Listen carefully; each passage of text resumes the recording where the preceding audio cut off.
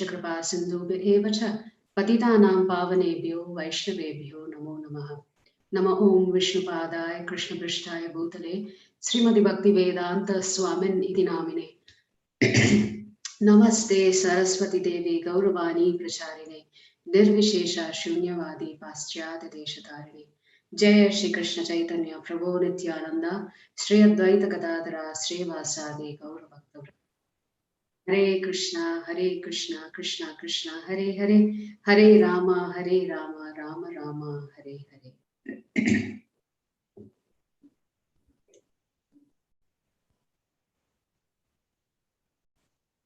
Hare Krishna. So devotees, we are going to cover the Leela that is called the Gopi Vastra Haran Leela. This comes in chapter 22 of Srimad Bhagavatam, Canto 10. Srila Prabhupada titles the chapter as follows: Krishna steals the garments of the unmarried gopis. So, at the outset, I want to say that one must listen to all of these leelas of the Lord in the right mood, in the right frame of mind, and imbued with spirituality.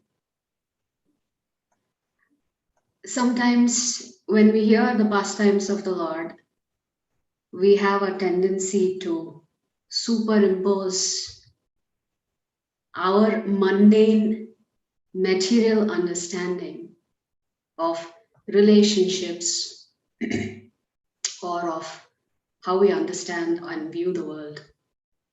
So when we read these confidential pastimes of the Lord, we have to be very careful.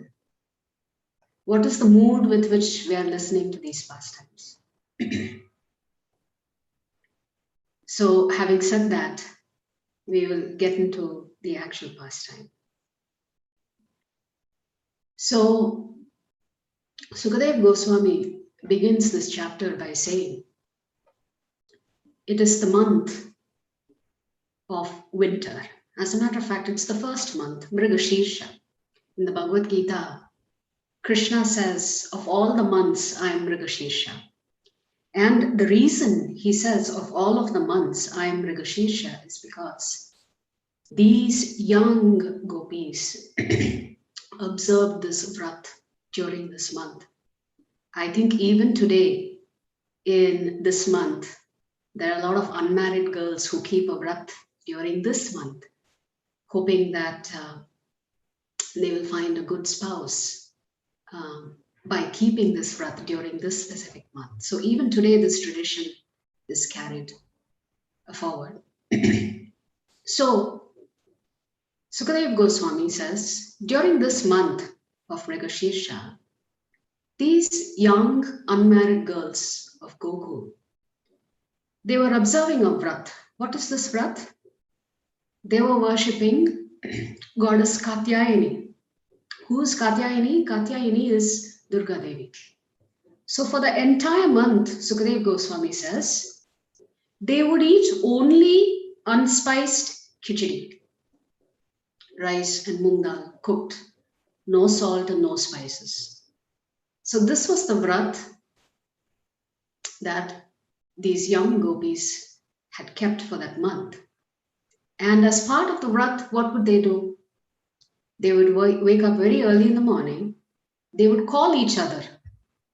Are you ready? Are you ready? We are supposed to go to the Yamuna river to take our bath. And on the banks of the river, they would take the mud and sand from the banks of river Yamuna and create a little deity of Durga Devi. And they would worship Durga Devi like this, with sandalwood pulp, lamps, fruits, leaves, garlands, incense. So they would do this every day. And this was their prayer. when they were on the banks of the river, every day each of the gopi would offer the same prayer every day. So I'm just going to read the shloka. This is shloka number 4 from chapter 22. Katyayani Mahamaye Mahayogini Adishwari Nandagopam Nandagopasutam Devi Patim Me Kurute Namaha Iti Mantram Japantasya Taha Pujam Chakruh Kumarikaha. So Sukadeva Goswami is saying, each of the young unmarried girls performed her worship while chanting the following mantra. O goddess Katyayani, O great potency of the Lord, O possessor of great mystic power and mighty control of all, please make the son of Nanda Maharaj my husband. I offer my obeisances unto you. So the gopis are saying, oh mother, you know, a mother is supposed to be very liberal, very merciful. And Mother Durga is the mother of this whole universe. And so they are saying, you are Mahamaya.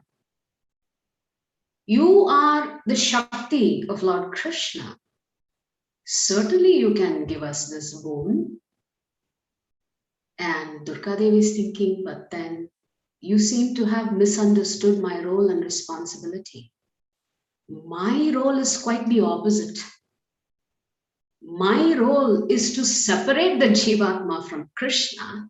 Why are you asking me for this boon? How can I give you this boon? And that's not my duty and responsibility. That's not part of the job description that I have. But then the gopis say, but then you are Mahayogini, aren't you? You can reconnect us to Krishna. You are Adishwari. So please help us.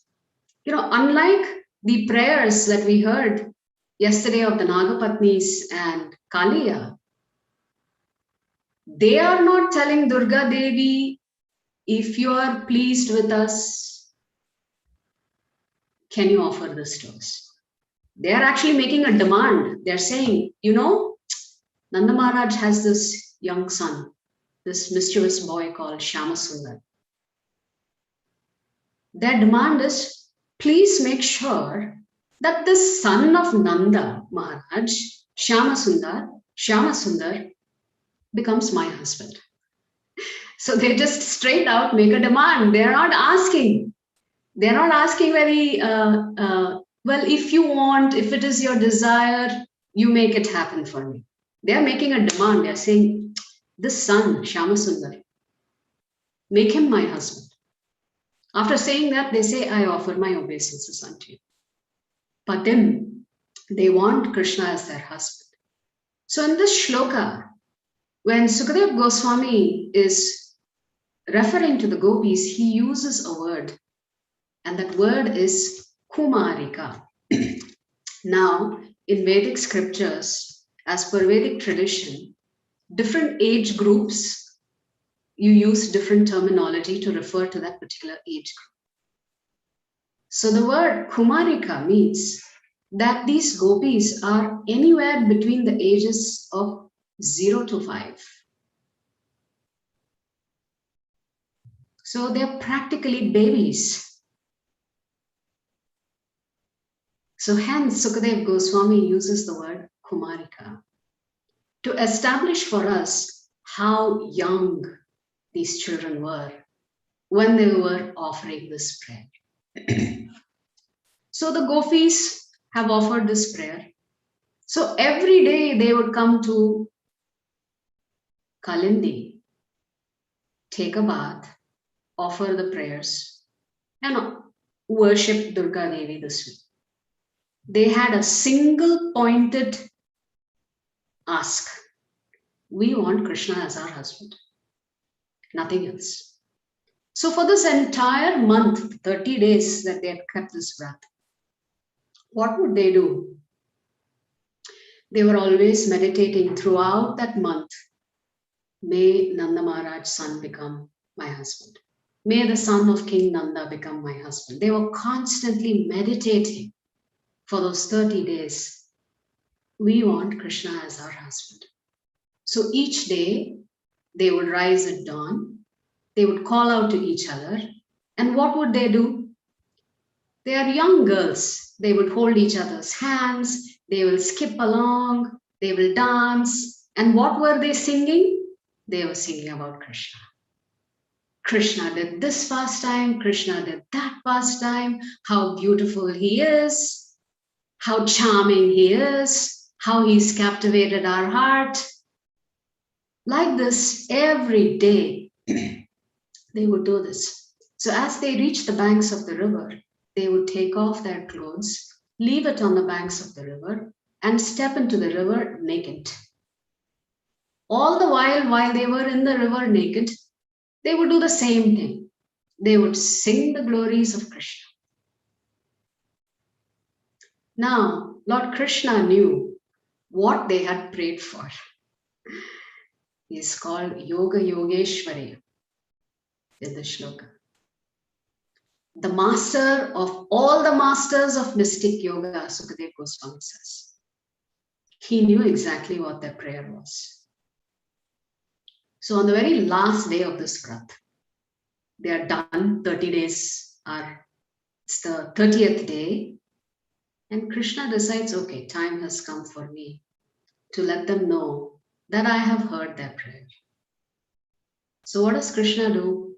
He sees the gopis. He's come with little boys. So Krishna is somewhere between the age of 6 and 7. And he's brought a couple of his companions. His companions are all like 3-4-year-old boys, 5-year-old boys.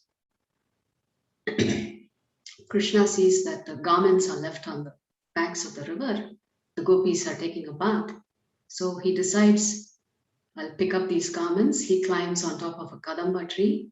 He puts all the garments on top of the tree. And then he laughs loudly. And his companions, what are they going to do? They are also laughing. Krishna's laughing, we have to laugh. And Krishna talks to the gopis.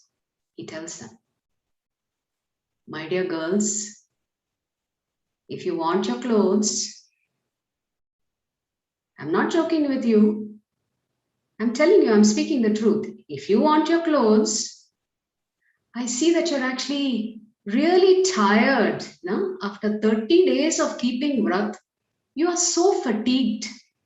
You've practiced such austerity.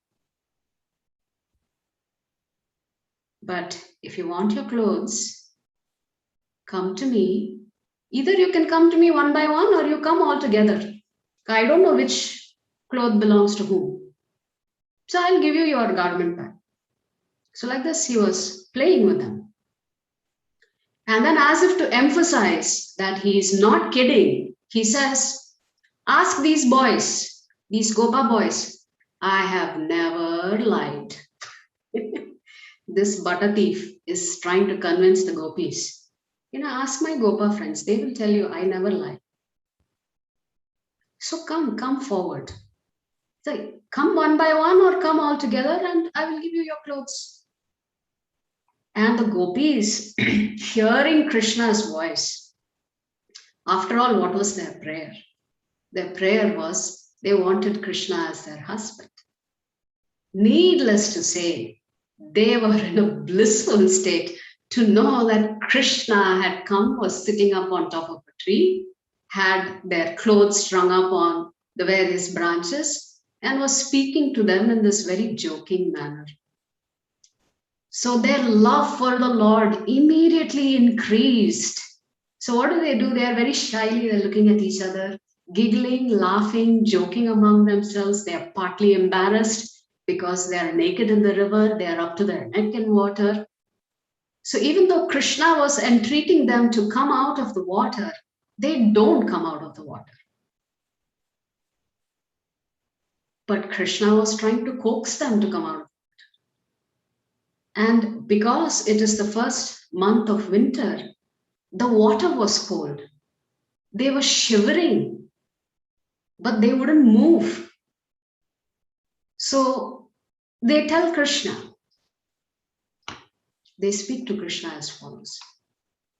Manayambo kritastvam tu Nanda gopasutam priyam Jani monga vrajashlagyam Dehi vasham stivepitaha.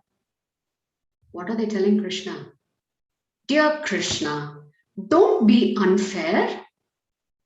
We know that you are the respectable son of Nanda and that you are honored by everyone in Vraja. You're also very dear to us.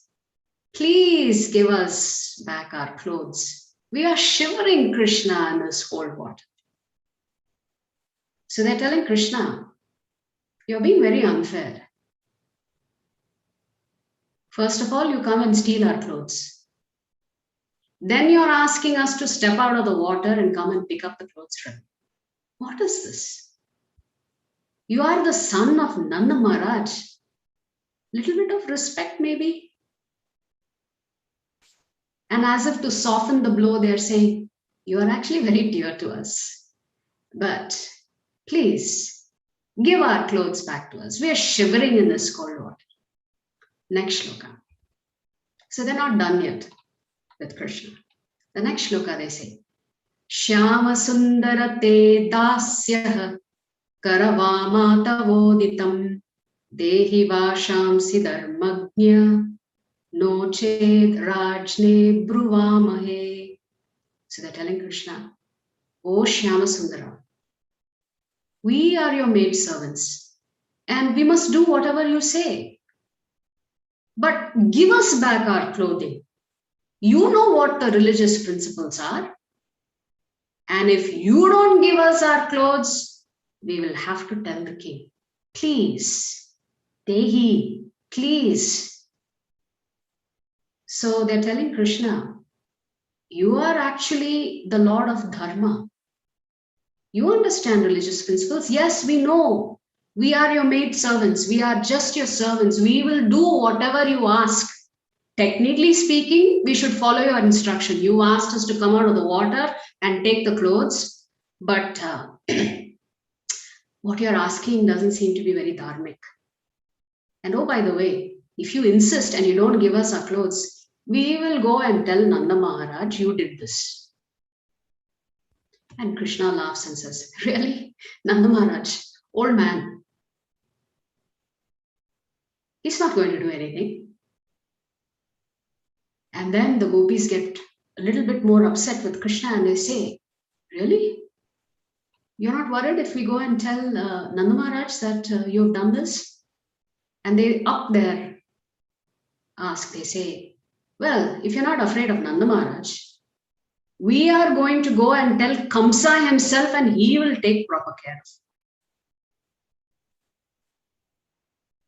So the Lord responds to them, he says, you have acknowledged that you're my maid servant, right? So if you have acknowledged that you are my maid servant, then you will do exactly what I'm asking you. And he says, you're all innocent little girls.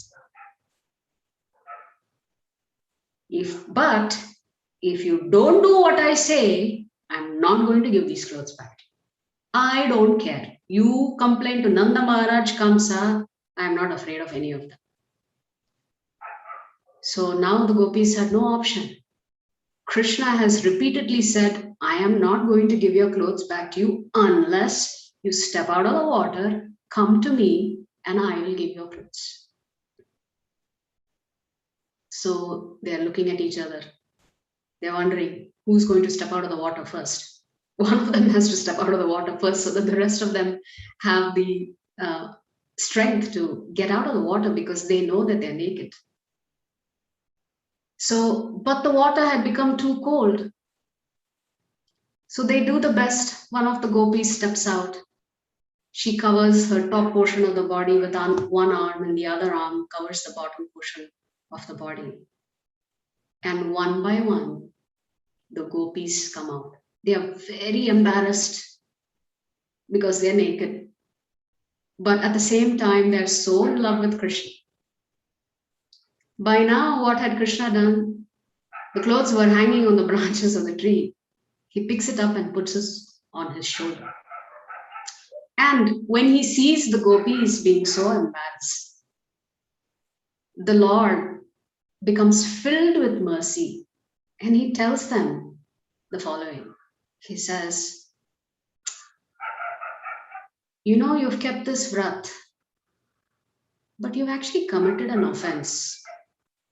And immediately the girl's like, offense? Oh my God, 30 days we've kept this vrat. Now you're going to tell us we've committed an offense? Krishna says, the offense that you've committed is you took a bath naked in the river. It's a holy river. Not only is it a holy river, you've offended Varunadev. And then to trap them, Krishna tells them, actually the best way you can counteract this offense, you know, whether knowingly or unknowingly you've kept a vrat, but you actually didn't follow the niyam. The niyam is when you step into the water, especially holy waters, you should have some clothes on. Doesn't matter whether you're a male or female. So you actually committed an offense by stepping into the water naked. And then he's giving them the solution. He says, actually, there's one way. If you want to make sure that the vrat holds good, after all, you've taken the trouble to keep this vrat for 30 days, even though every day you are committing an offense.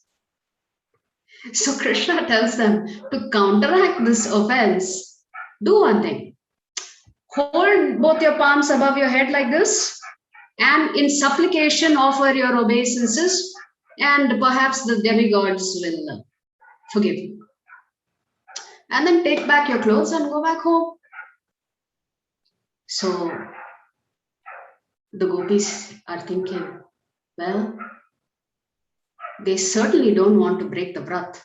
They wanted Krishna as their husband. Now Krishna has informed them they've committed an offense for 30 days. What are they going to do? They're going to follow his instruction. So they let go of their shyness, they hold their hands together in supplication and fall down. And they offer their obeisances to the Lord. And the Lord immediately gives them back their clothes. Remember, he had their clothes on his shoulder. So when the gopis received the clothes back from the Lord, it was actually prasadam. And it is infused with his transcendental smell. So the gopis quickly get dressed up. And the Lord has told them, you can leave now, go back home. But they don't leave. They just stand there. Krishna is still sitting up on top of the tree. Embarrassed, they're looking down. They're glancing up at Krishna. They're looking down again, glancing up at Krishna, saying nothing. The Lord of their life was there. Why would they want to leave? They wanted to spend more time with him. So Sukadev Goswami says in one of the shlokas, I'll just read the translation of the English in English.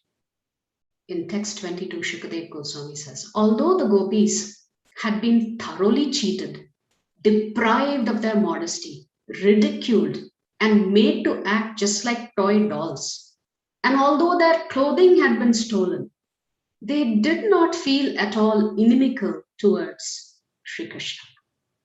Rather, they were simply joyful to have this opportunity to associate with their beloved.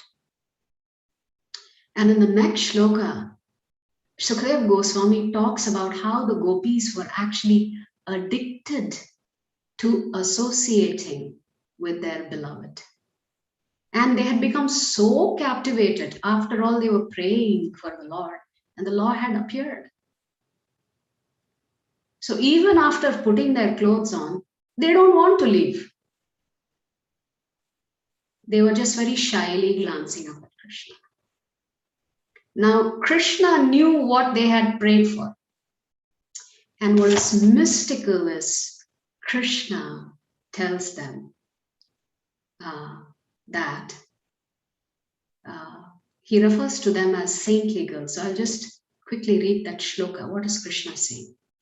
Sankalpo viditah sadvyo bhavati namadarchanam mayanumoditah suchau satyo bhavitumarhati. So Krishna says, "O saintly girls," he's calling them saintly, sadhvi. "O saintly girls, I understand that your real motive in this austerity has been to worship me." He doesn't reveal to them here that he knows that they were worshipping Katyayani, requesting Katyayani to give him as their husband. He simply says, "I understand that your real motive in this austerity has been to worship me." And then he says, "That intent of yours is approved of by me, and indeed it must come to pass." So Lord Krishna is saying, your prayer for these 30 days, the topmost prayer, I approve of your prayer. And because I am approving your prayer, definitely I am going to fulfill that prayer. Now, very cleverly, Krishna doesn't tell them he knows what they prayed for. He simply says, whatever you prayed for, I approve of it. And because I approve of it, I will fulfill it. And then Krishna says, the desire of those who fix their minds on me does not lead to material desire for sense gratification. Just as barley corns burned by the sun and then cooked can no longer grow into new sprouts. So Krishna is telling them, he's speaking a little philosophy now. He's speaking Bhagavad Gita before he speaks the Bhagavad Gita. He's telling them, anybody who worships me and fixes their mind, their heart, their soul, and surrenders to me, then naturally they will give up their material desires. It'll be like seeds that are cooked. Cooked seeds do not fructify. First, he acknowledges that their prayer was the topmost prayer and he approved of it. Then he says, because it is the right prayer and with single-minded devotion, if they practiced bhakti yoga and their ultimate goal was Krishna, then all of the material things will become so insignificant. And then Krishna tells them, go back to your parents. Your desire is fulfilled. And Krishna is giving them a hint about what is going to come in the future. He says, your desire is fulfilled. For in my company, you will enjoy the coming nights. He's referencing to the Rasa Leela that will happen in the future. And he says, after all, this was the purpose of the vow that you kept to worship goddess Katyayani.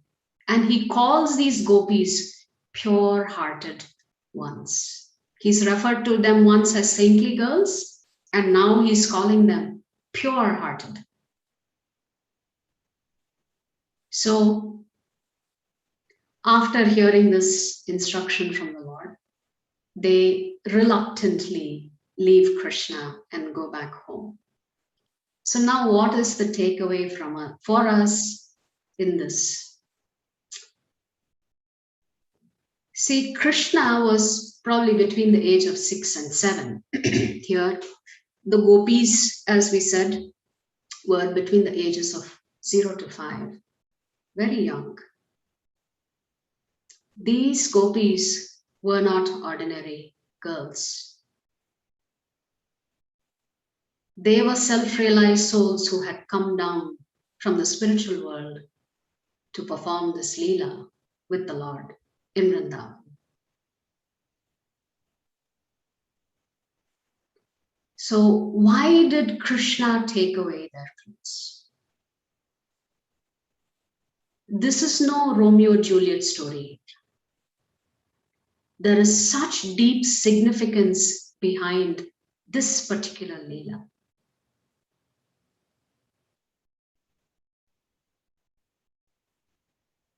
First of all, Krishna politely points out to them they had committed an offense while taking a bath. They should have had some clothes on. First, he corrects them. He gives them a solution how to overcome the mistake that they had made simply by offering obeisances to him. The offense that they had committed was negated. Therefore, the vrat was fulfilled. The second deeper meaning behind this is that, there is this concept of the Panchakosha, which is that all of us have 5 coverings. The word Posha means sheath. Sheath meaning like a covering. So these 5 Poshas are as follows. The first Posha is called the Annamaya Kosha, which is through the process of accepting food, you maintain this body, which is your physical body. This is called the Annamaya Kosha. After this, the second Kosha is called the Pranamaya Kosha.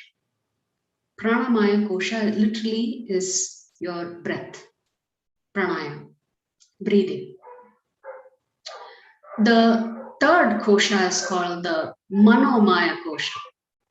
Manomaya Kosha means your mind that perceives things, objects in this world. Then the fourth Kosha is the Vijnanamaya Kosha, which is actually your intellect. Your intellect is your inner wisdom, or if it is used appropriately, you can arrive at the platform of understanding what really matters and what doesn't matter in this temporary world. And the fifth Kosha is called the Anandamaya Kosha, which is actually your soul. In its original state, it is Satchidananda. It's pure.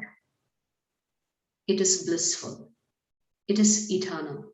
It is full of knowledge.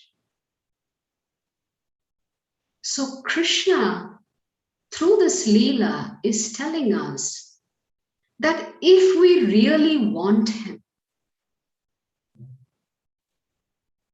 and if we really want to love him, we must give up these 5 koshas completely. We must give up our physical body. We must give up our subtle body. And with our pure soul, we should come to the platform where he is the Swami. He is our master and we are his servants. Only when one comes to this understanding and this knowledge can we actually get Krishna in our lives. So we must give up these sheets that are covering us and preventing us from achieving pure Krishna consciousness. So whatever coverings we have, whatever inhibitions we have to accept Krishna, Krishna is saying you have to give up all those inhibitions, including shyness. The gopis were very shy. Second, they don't tell Krishna what they had prayed for. So one of the Vaishnavas, Amoglila Prabhu, was saying that one way to understand this is that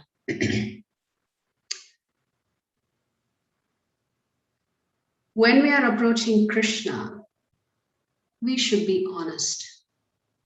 We should not practice duplicity. And he was saying how this even extends to Guru. That one must not hide anything from Krishna. We should be ready to give up everything, including our shyness, our embarrassment, our concept of morality on this mundane earthly planet. And Prabhu was explaining how hiding things from Krishna and Guru is an impediment to our spiritual progress. It prevents us from advancing in Krishna consciousness.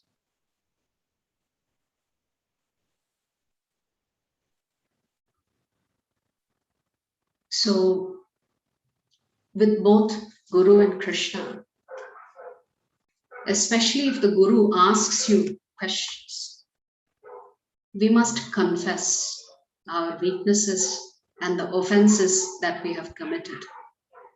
So there is, with Krishna and with Guru, there's no concept or room for concealment.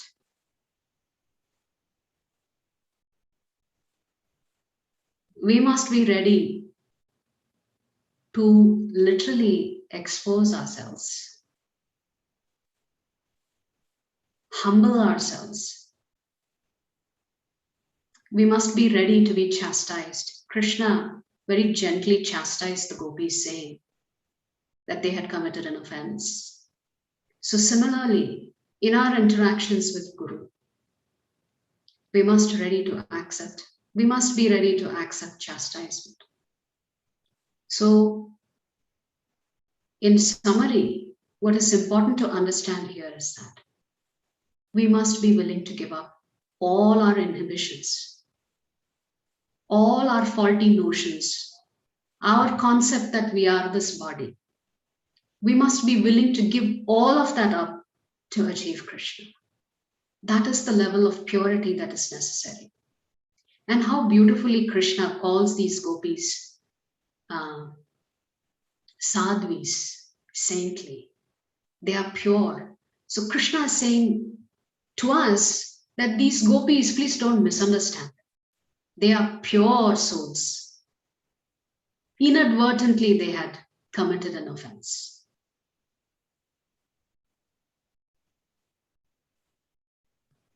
So Krishna promises to fulfill their desire through his Kripa Shakti. He will fulfill their desire when they have an opportunity to dance with Krishna in the Rasa Leela. So each of the gopis will have the opportunity to dance with Krishna. And through that process, Krishna becomes their husband, their Swami, their master, their controller, the sole enjoyer. So Prabhu was actually saying, Amoglila Prabhu was saying beautifully, he was explaining this. He was saying how in the Damodar Leela, Krishna steals first, and then Mother Yashoda binds him. In this Leela, the gopis have already bound Krishna through their vrat. And then Krishna steals their clothes to say, whatever barrier there is between you and me has been completely removed. I accept you as my pure devotee. Hare Krishna. Vancha kalpadarupyascha kripa sindhubhya evacha patitanam pavanebhyo vaishnavebhyo namo namaha. Ananta Koti Vaishnava Vrindi ki jai, Jagat Guru Srila Prabhupada ki jai. Hare Krishna. If there are any questions, I will take them now. Thank you, Mataji, for the wonderful lecture. There is one question in the chat. Yes, Prabhu. One second. Yes, from Ritu Dubey Mataji, please elaborate on how the role of Durga Ma is to separate Jivatma from Krishna. Yes, the reason why we come into this world is for punishment and reformation. We wanted to be separated from Krishna And therefore, Krishna also fulfills that desire of ours to enjoy ourselves separate from Krishna. And to fulfill that desire, Krishna creates this material cosmos so that we can come here to try and foolishly enjoy ourselves separate from him. And in that sense, we have become impure because we wanted to be separated from Krishna. And if we want to go back to Krishna, we need to purify ourselves. But this is the jail that we are all occupying. I don't know, Mataji, if you've attended the Bhagavad Gita sessions. In chapter 13, this material universe, chapters 13 and 14, this material universe and how it is constructed, and why are we put into this great difficulty, so that we can understand that we are unhappy because we are separated from Krishna. See, the Jivatma is always searching for happiness, but we are searching for it in all the wrong places. We can only be happy when we are with Krishna, because that is our constitutional position, is to serve Krishna as a servant, to accept him as the master. So Durga Devi puts us through difficulties so that we come to this understanding and we begin to ask ourselves this question: why are we suffering?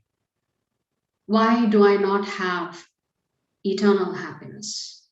And perhaps by asking these questions, we will then come to the spiritual platform and begin our journey by seeking the truth. And what is the truth? That we are eternally servants of Krishna. And our greatest joy and bliss comes from being connected with Krishna. When we are separated from Krishna, we are put into misery. When we are connected with Krishna, we are in a blissful state. So we want to always stay connected to Krishna. So Durga Devi's role is actually very different. Of course, if one prays to her and asks her for Krishna, she will certainly offer her blessings to us, no doubt about that. But generally speaking, her role is to inflict suffering upon the Jivatma so that we can come to the platform of asking, why am I suffering?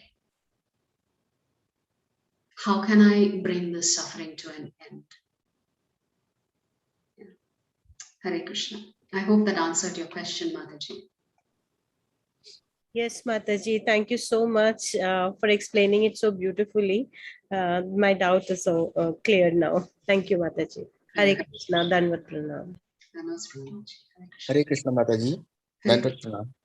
Mataji, it's a very important, good information that you gave. The age of the gopis, right? It is somewhere between 0 to 5, and Krishna's age is 6 to 7. It's very new to me because, whenever I see the pictures, right? Yes. I see a 15, 16-year-old girl, and Krishna is also of the same age. Why do we have these such pictures? It should actually show the right age, right? Because it sometimes, you very nicely explained in the morning, in the first starting of the session, that we should hear this in a good mood. We should understand in a good mood. But normally people take it in a different way, right? If their bhakti is tender and they are very new to it. Well, I cannot really speak for those who do these paintings. What was their true understanding? Have they read their scriptures before they've actually chosen to paint these leelas? I'm really not sure about that. But only when you read the Bhagavatam, you understand, and if you really analyze the words very carefully, Shukadev Goswami clearly uses the word Kumarika. And the word Kumarika or Kumara means age group 0 to 5. I really cannot speak to those who are doing the paintings. But you are right. If you read the scriptures, then it should be depicted properly. Thank you, Mataji. Thank you so much. Hare Krishna. Mataji, can I just add something here? Yes, please, Prabhu. Hare Krishna. Just as to add to your point, Mataji, and to your question here, one of the acharyas in the Gaudiya Vaishnava lineage is Vishwanatha Chakravarti Thakur. And he says that the girls and the boys, they would eat so much butter and milk products that they looked a little older than their age, although they were very young. So that's also one of the reasoning there. Very well. Thank you, Prabhu. I was not aware of that. Thank you, Hare Krishna. Hare Krishna. Hare Krishna, Mataji, Hari Bol. Thank you so Hare much for the Krishna. wonderful Hare talk. Krishna. Hare Krishna. Are there any more questions? Vineet Prabhu, please. Yes, Mataji, there are some questions. Also, Mataji, will you be able to answer the previous session questions in this class? Yes, from yesterday, I think there were a couple of questions. Are there any further questions on today's pastime? Yes. Mataji, can I ask one, Mataji? I'm Prasad here. Yes, Dandavat Prasad. please. Dandavat Pranam. Yeah, this Rasa Leela is so interesting and really enthusiastic. And how is it that the child can actually be influenced by this kind of Rasa Leela and say that yes, right from childhood, they have to surrender to Krishna. So how is it that we can present that to our children? Well, with young children, one can engage them in service of the Lord. So even at home, Prabhupada says that children are gifts to us from Lord Krishna. Especially if you are practicing Krishna consciousness, then your children have to be your top priority because they are, Prabhupada used to use the word, they are Vaikuntha children. And how much care must go into raising these children in the proper way? So how can, one can engage young children in various services. See, one cannot speak philosophy to a young child, right? At that age, philosophy is not important. Rather, engaging them in activities that endears Krishna to them is what we really want to do. So, I know a lot of families who have young children, how they engage their children. For example, you can teach the child how to offer bhoga to the Lord, how to decorate the deities, how to make garlands for the Lord, how to offer obeisance to the Lord, how to memorize and offer shlokas in front of the deities, how to do Vaishnava Seva. So for us, it is the service attitude, not just service alone, but of course, as for a young child. Teaching them to serve the Vaishnavas and to serve the deities at your residence would be a good way to start. But philosophy at a very young age, we have to be careful. They need to be of age to talk philosophy. Is that okay, Prabhu? Yes, Mataji. Hare Krishna. Hare Krishna, Mataji. Dandavat Pranam. This is Shyam. Mataji, my question is as you said, the gopis were age of 0 to 5 years. How did they get this thought of praying to Katyayani to have a good husband like Krishna? Because at the age of 0 to 5, the child will always be with mother and always thinks about like Annamaya Kosha, right? They'll always, their thoughts will be what I will get to eat now, how is my tummy full? And that kind of thoughts only will be there with the children. Then how these gopis got this idea of asking Katyayani about the husband? Very nice question. Actually, the acharyas say that the mothers of the gopis wanted Krishna as their son-in-law, so they requested their daughters to keep this vrat. Wow. Very nice, Mataji. Hare Krishna. Hare Krishna. Mataji, is it that everyone should aspire to become Everyone should aspire that Krishna should become their husband, irrespective of whether you are a boy or a girl. Yes. Actually, Srila Prabhupada explains wonderfully, the Acharyas explain wonderfully, there is only one Purusha. At a metaphysical level, we're not talking about on the bodily platform. That Krishna is the only male. All the other Jivatmas in reality are females. But then our concept of male and female is colored by the fact that we're occupying this material universe. But in the spiritual platform, Krishna is the only male, and all the other Jivatmas are females, and therefore they are naturally attracted to him. So whether you're in the body today of a man or a boy or a girl or a woman, doesn't matter. We're all eternally attracted to Krishna because he's the Adi Purusha. He's the only Purusha. Mataji, may I? Yes, please. Hare Krishna.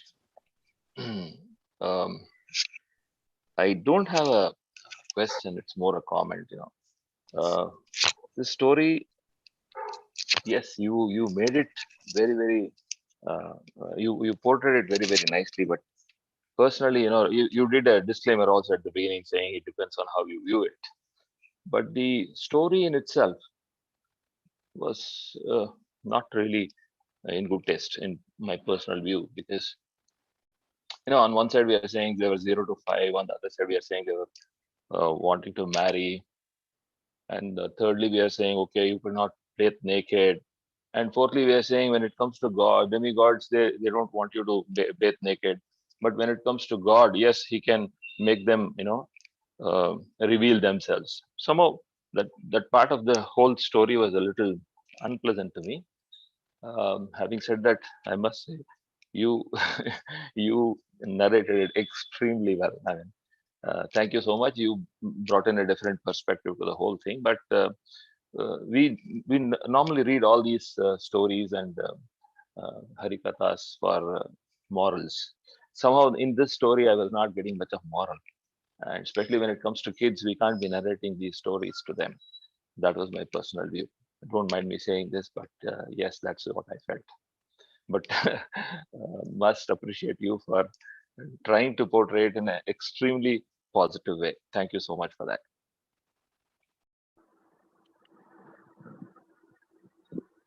Thank you, Mataji. It was very wonderful. Thank you, Mataji. Hare Krishna, Mataji. Hare Krishna. Mataji, I had a question. Like, I remember I read this somewhere. Krishna not only stole the butter just because he loved it, he distributed to all his friends also. Just because those kids were not getting the enough nourishment and nutrients in those days, because most of what have they cultivated and all the milk and milk products were sent to Kansa like tax, right? Mm-hmm. So I think this was his main motive. Is it true or not? This question is not related to today's class, right? Yes, Mataji. So can I take that question a little later? If there are any questions related to today's class, we'll handle that first. Can I ask a question about today's? Yes. Mataji, in one of the Gita Sadhak classes, the speaker, I don't remember who, but they were saying that all these Leelas of Krishna are actions or acts. I'm unable to remember exactly the right word, and that we should not be trying to copy them. Yes, we should not. Yeah, what does he, can you explain that further? Like, what are these actions, or what is the purport behind these Leelas? Okay. If you view all of these Leelas on the mundane physical realm, then we can walk away with a very different understanding than the deeper significance behind these Leelas. So our acharyas always say that we cannot imitate the Lord. because imitating the Lord suggests that you want to occupy his position, and that comes from envy. So we should be careful not to imitate, because in today's world, actually even in India, there are people who choose to focus on certain leelas of the Lord, who have misunderstood the leelas, and they may be justifying immoral acts by doing that. So that is the care that we have to be careful about that. So that I'm assuming that's what the Prabhuji would have meant, saying that these leelas are there to teach us certain important principles about bhakti, and what does bhakti really mean? It's complete surrender to the Lord. In Bhagavad Gita, Krishna says, Mam ekam sharanam raja, only take shelter only of me and me alone. So we have to be a little careful. I see Shyam Kun Prabhu, you have your arm up. Do you want to add anything, Prabhu? Mataji, I raised my hand not for this, but maybe as a follow-up question, not as a follow-up, as a following question. Yesterday, one of the participants, Nayana Mataji, raised a question, which Vineet Prabhu has. If you wish, maybe can you answer that question? Yes. Too? Yeah. Is Mataji on the call? Because I want to address the question. Yes, Nayana Mataji is on the call. Okay. Mataji, if you permit me, I want to add something here, but maybe you can handle the Naina Mataji question and then I'll speak. The specific question about what Leela should be imitated and what should yes. not. Vardhakrishna Prabhu, please go ahead. Yeah. Hare Krishna. I'm not able to hear you, Prabhu. Please go ahead. Excuse me. So, if I understand right, who is this this Mataji who asked that question about which Leela of Krishna should be imitated and followed, etc.? Who's that? Hare Krishna Can she Prabhu, repeat the Mridula question? here. Yeah, Mridula here. Hare Krishna Prabhu. I know Mridula. How are you? Yeah. Nice I'm to hear fine. your voice Thank again. you, Prabhu. Yes, I wouldn't Mridula, miss can you this, tell me what Mahaprabhu. your question is?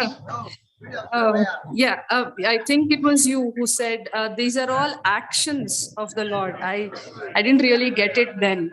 So, and you were saying that since these are actions from the Lord himself, that these are not to be understood as something we can imitate ourselves.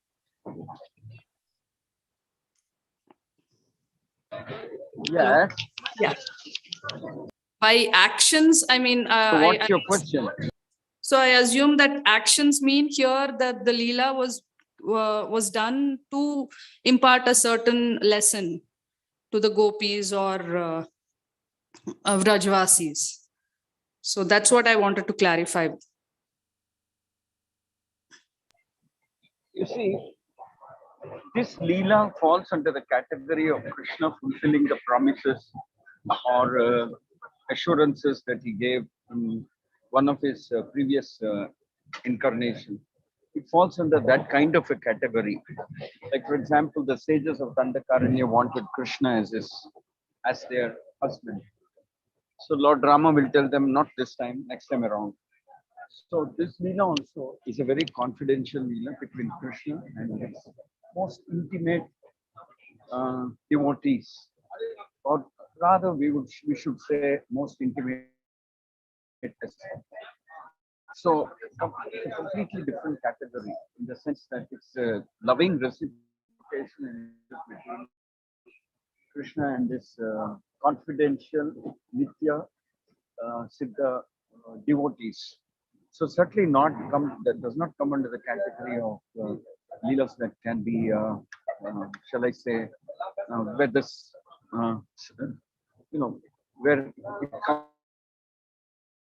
where we have something to learn, to imitate or follow in that sense, except maybe the broad principles, which is why we need an acharya to explain how to understand these leelas. this is something I wanted to tell the previous gentleman who asked this question about this whole pastime. So Prabhupada cautions and says the Ras Leela, the Gopi Vastra Haran Leelas, etc. One has to be very cautious and should not get into these Leelas unless one reads all the first 9 cantos carefully and understands the whole relationship between Krishna and the devotees, Krishna and the Nitya Siddha devotees, Krishna and the Sadhaka devotees. It's only then they should get into these Leelas. And like I was saying, sometimes it is just a loving reciprocation between eternal associates who come down with Krishna from the spiritual world. So the whole grammar of the Leela, I mean to say, the principles behind the Leela are transcendental. They're not from the mundane world. So we may feel awkward about Krishna having said or done different things, but we should never forget that they're eternal associates. Now, Krishna performs these Leelas in this material world to show how spotless and how pure devotional exchanges are in the spiritual world, how completely spotless and spontaneous and transcend all mundane rules and regulations in the spiritual world. So it's quite really in that category. In the same manner, if we have a guru, an acharya, he will tell you what are the principles we have to learn from these kind of leelas. For example, I have